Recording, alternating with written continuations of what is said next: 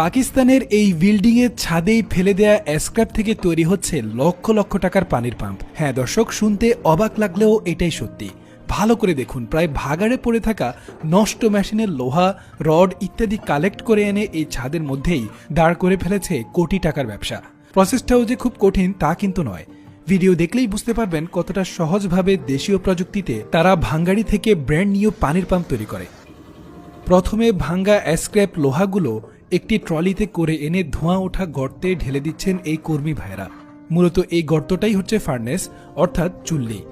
দর্শক, লোহার সাথে প্রয়োজনীয় উপকরণ যেমন চুনা পাথরও ফেলা হচ্ছে। এই চুনা পাথর কিন্তু আবার সব জায়গায় পাওয়া যায় না। পাহাড়ের মধ্যে বোমা ফিট করে এক্সপ্লোডের মাধ্যমে এই পাথর সংগ্রহ করা হয়। যাই হোক, ফার্নেসের মধ্যে ১৫০০ ডিগ্রির কাছাকাছি তাপমাত্রায় গলানোর পর এভাবে উপরের ময়লাগুলো বের করা হয়। ময়লা বের হলে ফার্নেসের মুখে একটি পাত্র রাখা হয়েছে।